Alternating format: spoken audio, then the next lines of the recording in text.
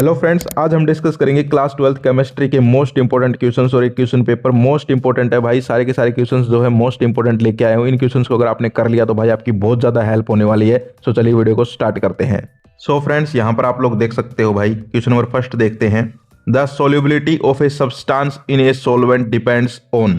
तो यहाँ पर कह रखा है the solubility of a substance in a solvent depend, किस पे डिपेंड करती है? तो यहाँ पर ऑप्शन है temperature, pressure, nature of solid, solvent या ऑल ऑफ दीज। तो देखो यार, आपको पता होगा भाई सभी पे डिपेंड करती है। ठीक है भाई, वो जो है डिजोल्व लाइक आपने सुना होगा। ठीक है, टेम्परेचर पे भी। तो इसमें क्या हो जाएगा, ऑल ऑफ दीज कर देंगे, ऑप्शन डी कर देंगे, ऑल ऑफ दीज। अगला देखिए question number 2। The maximum amount of A solid solute that can be dissolved in a specified amount of A given liquid solvent does not depend upon which. अब देखिए कितना घुमा फिरा के क्वेश्चन पूछ रखा है। कहना क्या चाहते हैं कि भाई जो सॉलिड सोल्यूट है, ठीक है, वो डिजोल्व हो जाता है एक गिवन में लिक्विड में, तो solvent does not depend upon which. तो सॉल्वेंट जो है वो किस पे डिपेंड नहीं करेगा। ठीक है, आपको पता है सॉल्यूशन में एक सॉल्यूट होता है, एक सॉल्वेंट होता है, तो किस पे नहीं करेगा? देखिए भाई, टेम्परेचर पे भी कर जाता है, ठीक है, नेचर ऑफ सॉल्यूट पे भी करेगा, सॉल्वेंट पे। तो इसमें क्या हो जाएगा, ऑप्शन ए कर लेंगे, प्रेशर। क्या कर लेंगे? प्रेशर। मोस्ट इंपॉर्टेंट क्वेश्चन है भाई ये। ठीक है, ऊपर वाला भी इंपॉर्टेंट था। इसके बाद क्वेश्चन नंबर 3 देखिए। The rate constant of a reaction is, इतना दे रखा है, how much does time take it for 2.0 mole litre inverse concentration of a reactant to be reduce to 0.3 mole litre inverse. इस प्रकार के क्वेश्चन बहुत आते हैं भाई, इस प्रकार के क्वेश्चन बहुत आते हैं। तो इसमें क्या है, फर्स्ट ऑर्डर रेट इक्वेशन लगा देंगे। ठीक है, T is equal to 2.303 k log R naught upon R, समझ गए? तो वो फॉर्मूला लगा के इसको कैलकुलेट कर लोगे तो इसका आंसर जो है ऑप्शन बी आएगा। ठीक है, 207.9 सेकेंड इनवर्स, बी वाला हो जाएगा। मोस्ट इंपॉर्टेंट है, इस प्रकार के क्वेश्चन आपके जो है एग्जाम्स में पक्का आते हैं भाई। इसके बाद हम आगे चलते हैं। क्वेश्चन नंबर 3 देखिए। Why HCl not used to make the medium acidic in oxidation reactions of KMnO4 in acidic medium? तो बताओ क्या हो जाएगा। तो इसमें क्या हो जाएगा कि भाई HCl not used to make the medium acidic in oxidation of KMnO4। समझ गए क्या कह रहा है? क्वेश्चन को थोड़ा घुमा रखा है, ध्यान से पढ़ना पड़ेगा। तो देखिए, both are non volatile organic compounds नहीं। HCl is strong oxidizing agent compare to KMnO4, ये भी शायद नहीं होगा। ठीक है, सी देखो, KMnO4 oxidised HCl into Cl2, ये सही बात है, क्योंकि KMnO4 आपको पता है पावरफुल ऑक्सीडाइजिंग एजेंट होता है, स्ट्रॉन्ग ऑक्सीडाइजिंग एजेंट होता है, तो वो ऑक्सीडाइज कर सकता है। ठीक है, और आगे भी कह रहा है it is also oxidizing agent family group, बिल्कुल सही बात है। तो इसमें सी लगा लेंगे भाई। ठीक है, KMnO4 वाला क्वेश्चन मोस्ट इंपॉर्टेंट है, इसमें क्या कर लेंगे, सी ऑप्शन कर लेंगे। आगे देखिए, if an alkyl chloride is reacts with silver fluoride then the reaction is. ये क्या कह रहा है, एक रिएक्शन है आपको याद हो तो, जिसमें एक एल्काइल क्लोराइड, ठीक है, उसको हम रिएक्ट करवाते हैं सिल्वर फ्लोराइड, यानी कि सिल्वर फ्लोराइड मतलब AgF। ठीक है, सिल्वर Ag और फ्लोराइड F लगा देंगे, तो AgF भी लिखा आ सकता है भाई यहाँ पर। ठीक है, तो ये एक रिएक्शन होती है, मैं रिएक्शन पढ़ रहा हूं। उसमें क्या होता है, जब हम सिंथेसिस करते हैं एल्काइल फ्लोराइड्स का, हीटिंग करते हैं जब एल्काइल क्लोराइड्स या ब्रोमाइड्स की presence of metallic fluorides like AgF HgF2, तो वो रिएक्शन होती है, उसको हम बोलते हैं श्वार्ट्ज रिएक्शन। ऑप्शन डी कर लेंगे भाई। और ये सारी जो चारों रिएक्शन दे रखी है ना ऑप्शन में, मोस्ट इंपॉर्टेंट है। HVZ रिएक्शन, RTR रिएक्शन, कोई भी आ सकती है तुम्हारे पेपर में। ठीक है, कैनिजारो रिएक्शन भी इंपॉर्टेंट है, इसके अलावा सैंडमेयर रिएक्शन भी इंपॉर्टेंट है। ठीक है, जो मोस्ट इंपॉर्टेंट है वो मैं तुम्हें बता रहा हूं। तो इसमें क्या हो जाएगा, डी हो जाएगा, श्वार्ट्ज रिएक्शन। ठीक है, एल्काइल क्लोराइड है, उसको जब हमें सिल्वर फ्लोराइड यानी कि AgF से जब है रिएक्शन करवाते हैं तो ये श्वार्ट्ज रिएक्शन होती है। आगे देखिए, to get carboxylic acids directly from alcohol, यानी कि एल्कोहल से कार्बोक्सिलिक एसिड प्राप्त करना है, तो which of the following oxidizing agent is used. कौन सा ऑक्सीडाइजिंग एजेंट यूज करेंगे? एल्कलाइन KMnO4, एसिडिफाइड KMnO4, तो और भी ऑप्शन होंगे, लेकिन देख लेते हैं एक बार। KOH है नहीं भाई, इन दोनों में से ही होगा। ठीक है, इन दोनों में से ही होगा, ए और बी में से। एसिडिफाइड होगा या एल्कलाइन होगा, ये आपको देखना पड़ेगा। तो इसमें कहीं ना कहीं जहां तक मुझे लग रहा है एसिडिफाइड KMnO4 ऑप्शन बी हो जाएगा। वैसे तो KMnO4 है वो स्ट्रॉन्ग ऑक्सीडाइजिंग एजेंट है, दोनों भी हो सकते हैं, ठीक है, लेकिन फिर भी बी ऑप्शन आप लोग सही कर सकते हो। इसके बाद हम आगे चलते हैं। An electrochemical cell behaves like an electrolytic cell. Most important question है भाई, बहुत बार आता है ये क्वेश्चन, मोस्ट इंपोर्टेंट है, हर साल पेपर में देखने को मिलता है, हर साल, ठीक है। तो इसमें देखो E cell is equal to 7, E external potential is not equal to E cell, E external is greater than E cell, E external is equal to E cell, ठीक है। इसको वैसे भी लिख देते हैं, कई बार दिखाता हूं मैं आपको, इस प्रकार से भी लिख देते हैं, ठीक है। तो इस क्वेश्चन का आंसर क्या हो जाएगा, इसका हो जाएगा C option, E external is greater than E cell. क्यों? क्योंकि एक्सटर्नल वोल्टेज है वो एक्सीड करेगी सेल का नेचर पोटेंशियल, ठीक है। तो जो यहाँ पर रिएक्शन होगी वो अपोजिट डायरेक्शन में होती है, ठीक है। तो E external is greater than E cell, इसको ऐसे भी लिख सकते हैं, ई एक्सटर्नल ग्रेटर लगा के ई सेल, समझ गए, ऐसे भी लिखा जाए तो कंफ्यूज नहीं होने का। अगला देखो, रोजनमंड रिडक्शन रिएक्शन कन्वर्ट्स, एक रिएक्शन का नाम दे दिया, पूछ लिया कि ये किसको कन्वर्ट करती है। ये उल्टा भी आ सकता है भाई, ठीक है। उल्टा कैसे आएगा, एसिड क्लोराइड्स, ठीक है, को जब हम एल्डिहाइड्स में कन्वर्ट करते हैं तो ये कौन सी रिएक्शन है, ये हो जाएगी रोजनमंड रिएक्शन, ठीक है। तो ये उल्टा दे दिया, यहां पर नेम दे दिया रिएक्शन का, फिर पूछ लिया ये रिएक्शन क्या करती है, समझ गए। तो कैसे भी क्वेश्चन आ सकता है भाई घुमा फिरा के, कैसे भी आ सकता है घुमा फिरा के, ये बात ध्यान रखना, ठीक है। और तुम्हें मोस्ट इंपोर्टेंट सारे क्वेश्चंस की लिस्ट दे दूंगा आगे जब एग्जाम्स आएंगे बोर्ड वाले फाइनल, टेंशन लेने की जरूरत नहीं है। मोस्ट इंपोर्टेंट पूरी स्टडी करके कि भाई पिछले सालों के पेपर कैसे आए थे, अब की बार के जो मोस्ट इंपोर्टेंट क्वेश्चंस जो हरियाणा बोर्ड सजेस्ट करता है वो सारे सबकी लिस्ट बना के तुम्हें सौंप देंगे, पढ़ना तुम्हारा काम है। तो यहां पर क्या हो जाएगा, रोजनमंड reduction reaction converts acid chlorides into aldehydes. अब ये उल्टा भी आ सकता है कि एसिड क्लोराइड्स को जब हम एल्डिहाइड्स में बदलते हैं तो वो रिएक्शन कौन सी है, तो रोजनमंड रिएक्शन, ठीक है, रोजनमंड रिएक्शन। आगे देखिए, half life of A first order reaction is, most important question है, कई बार आ जाता है। हाफ लाइफ तो देखिए न्यूमेरिकल भी आ जाएगा भाई, हाफ लाइफ टी हाफ निकालना होता है ना, उसके ऊपर न्यूमेरिकल भी आ सकता है, ऐसे क्वेश्चंस भी आ सकते हैं। तो हाफ लाइफ पीरियड जो है, हाफ लाइफ टाइम निकालना, ये पक्का तुम्हें आना चाहिए भाई, ठीक है। तो half life of A first order reaction is, option देखा करो किस प्रकार से क्वेश्चन पूछना चाह रहे हैं, depends on pressure, depends on initial ना, independent of initial concentration, proportional to initial concentration, या ऑल ऑफ दीज।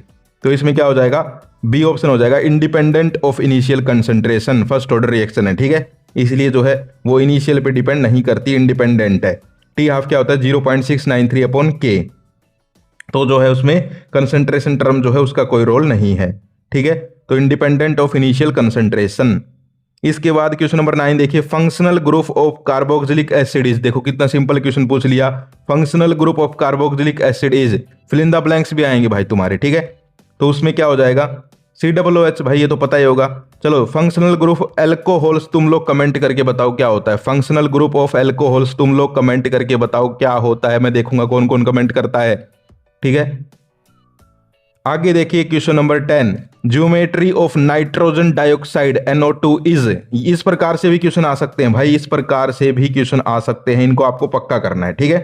तो ज्योमेट्री है, ये जो है VBT valence bond theory, CFT crystal field theory, ये जो थ्योरियां होती हैं इनसे हम ज्योमेट्री प्रेडिक्ट करते हैं, ठीक है, आपको पता होगा। तो इन थ्योरियों को पक्का पढ़ लेना भाई, VBT के क्वेश्चन पक्का आते हैं, valence bond theory, valence bond theory तुम्हारे दिमाग में घुसा लो ये बात, इनके क्वेश्चंस पक्का आते हैं, बड़े क्वेश्चंस पहले आते थे, अब इनके छोटे क्वेश्चंस आते हैं, ठीक है। तो नाइट्रोजन डाइऑक्साइड NO2 मॉलिक्यूल जो है उसकी ज्योमेट्री बतानी है, ठीक है। अब ये क्वेश्चन घुमा फिरा के भी आ सकते हैं, ठीक है। तो इसमें देखिए क्या हो जाएगा, इसमें हो जाएगा V शेप, ठीक है, NO2 N करके उसके O लगा देंगे 2, तो ये V शेप की प्रकार की आकृति बन जाती है, ठीक है, V शेप हो जाएगा। तो मैं वैसे बता रहा हूं भाई, लेकिन तुम्हें जो है VBT वैलेंस बॉन्ड थ्योरी वगैरह ये आएंगी तभी तुम्हें ये आएंगे, ठीक है।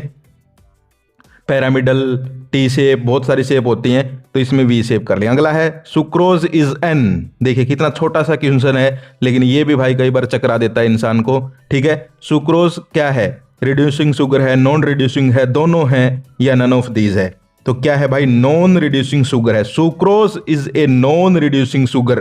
कई बार जो है बड़े क्वेश्चन बना देते हैं घुमाने फिराने के लिए, लेकिन छोटा सा जो है एक ही पॉइंट में, एक ही कीवर्ड में उसका आंसर छुपा रहता है। तो sucrose is an non reducing sugar, पक्का कर लेना, मोस्ट इंपोर्टेंट क्वेश्चन। अगला देखिए question number 12, zinc does not show variable valency because of, यानी कि जिंक जो है आपको पता है वैसे तो डी ब्लॉक में आ जाता है, ठीक है, डी में आता है या पी में आता है, कहीं तो कंफ्यूज है, तो उसमें जो है ये ट्रांजिशन एलिमेंट्स में कई बार नहीं गिनते। क्यों नहीं गिनते? क्योंकि आपको पता है ट्रांजिशन एलिमेंट में पार्शियली फिल्ड, लेकिन ये जो है क्या है, कंप्लीट डी सबसेल है इसके, ठीक है, तो इसमें ऑप्शन बी हो जाएगा, complete d subshell, option B जो है इसका राइट आंसर हो जाएगा। मोस्ट इंपोर्टेंट क्वेश्चन है भाई, ये भी कई बार आ जाता है। इसके बाद हम आगे चलते हैं, एजोडाई टेस्ट, ये जो टेस्ट होते हैं Fehling solution test, azo dye test, FeCl2 test, ये मोस्ट इंपोर्टेंट है भाई, एक दो तुम्हारे आ सकते हैं। एजोडाई टेस्ट क्या होता है, किसके बीच में डिफरेंस बताता है, ये हमें बताना है। अल्कोहल्स या ester, aromatic amines and aliphatic amines, amines and ketones, both A and C, ठीक है। तो देखिए भाई अमीन्स के बारे में शायद ये बताता है, ठीक है, तो अमीन्स का तो एक ही ऑप्शन है, aromatic amines and aliphatic amines, ठीक है। एजोडाई टेस्ट जो है अमीन्स के बारे में जो है डिस्टिंग्विश करता है कि कौन सी एरोमेटिक अमीन है, कौन सी एलिफेटिक अमीन है। ये क्वेश्चन वैसे भी आ सकता है, आपको क्वेश्चन में दे देंगे कि aliphatic amines and aliphatic aromatic amines are distinguish by, तो नीचे दे देंगे azo dye test, Fehling solution test, कौन सा टेस्ट, तो एजोडाई टेस्ट, एजोडाई टेस्ट पक्का कर लेना, मोस्ट इंपोर्टेंट। अब असर्शन रीजन दे रखे हैं नीचे, ठीक है, ऑप्शन ऊपर ही दे दिए एक साथ कि भाई ऑप्शन ए जो होता है वो होता है A is true R is false, option B है A is false R is true, C है both A and R is true and R is the correct explanation of A, और D है both A and R is true but R is not explanation, ठीक है। अब कैसे करने होते हैं, क्वेश्चन नंबर 14 देखिए, मोस्ट इंपोर्टेंट क्वेश्चन है भाई, ठीक है, मोस्ट इंपोर्टेंट क्वेश्चन है। Molality is regarded as a better criteria for measurement of concentration, ठीक बात है, ठीक है। अगला है molality is independent of temperature, तो ये भी सही बात है, ठीक है, दोनों सही है और ये मिलती भी आपस में क्योंकि दोनों मोलैलिटी की बात हो रही है, ठीक है, मोलैलिटी की बात हो रही है दोनों, तो इसमें क्या हो जाएगा, ऑप्शन सी कर देंगे, both A and R are true but R is the correct explanation of A, ठीक है। अगला देखो 15 वाला, zinc is not regarded as a transition element, zinc जो है एक ट्रांजिशन एलिमेंट नहीं है भाई, ठीक है, ठीक बात है।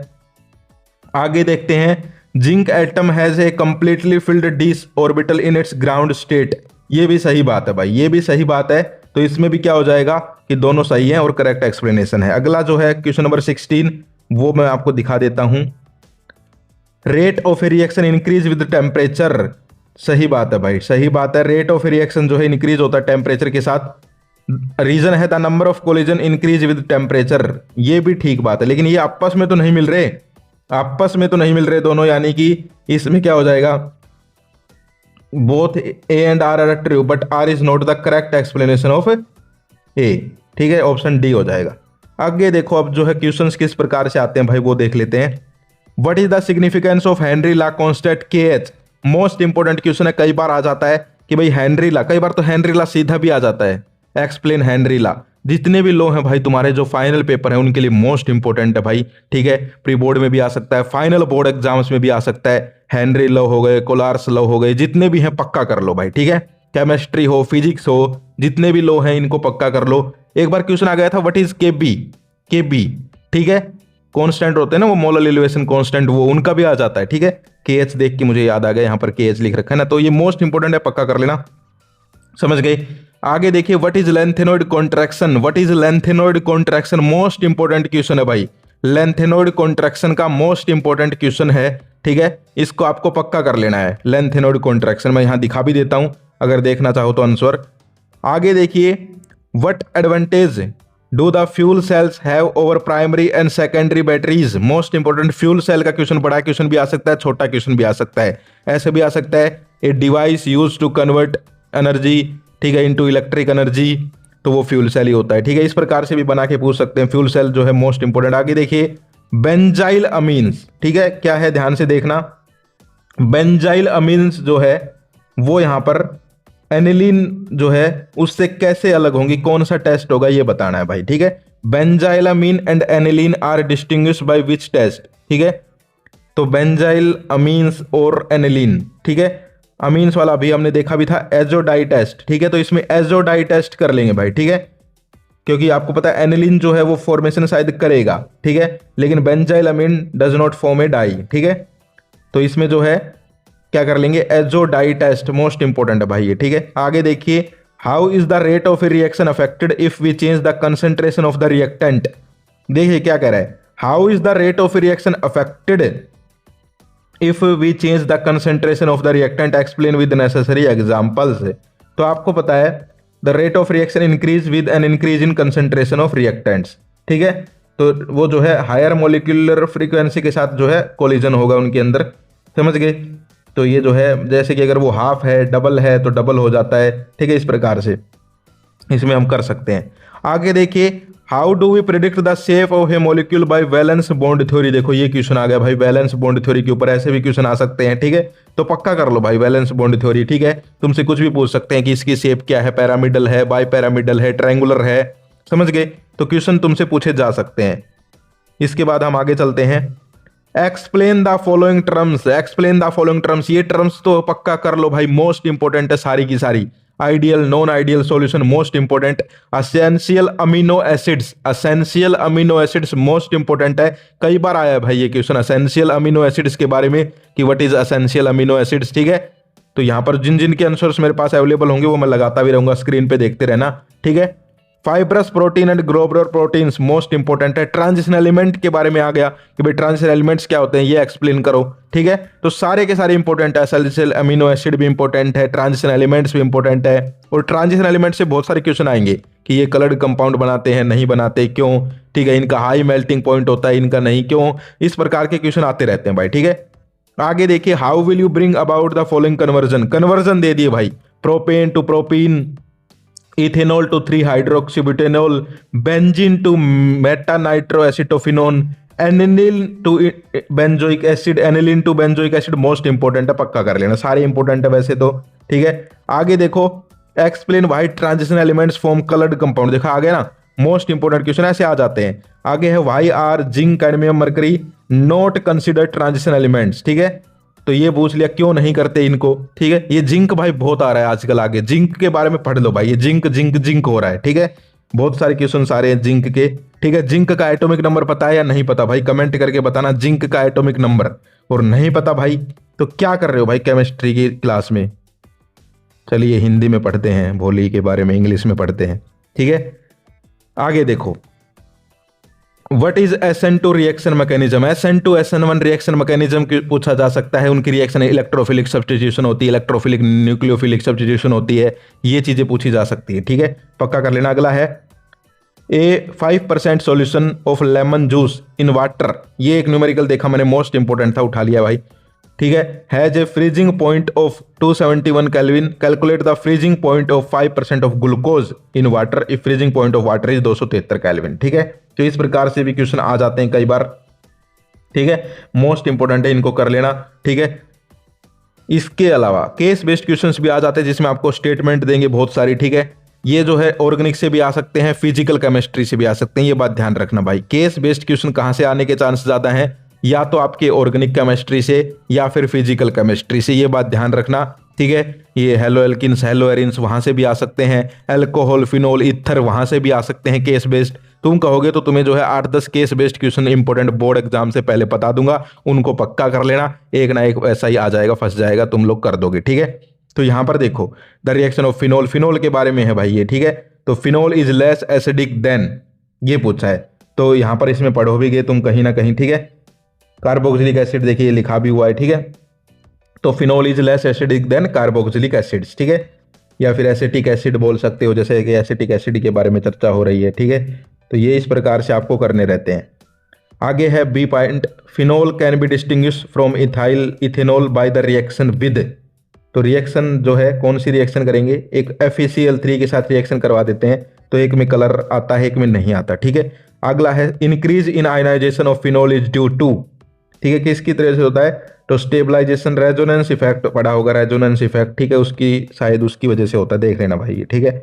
इसके बाद हम आगे चलते हैं। Right IUPAC name of the complex COCl2En2 positive, ठीक है। तो इसका जो है हमें IUPAC नेमिंग करनी है भाई, देख लेना इसका IUPAC नेमिंग, ठीक है।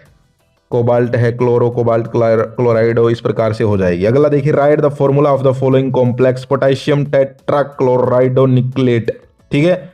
सेकंड देखो कितने बड़े बड़े नाम दे रखे हैं, ठीक है। तो इसका जो है IUPAC फॉर्मूला तुम्हें बता देना है। अगला देखिए, name the only vitamin which can be synthesized in our body, name the disease caused due to the deficiency of this vitamin.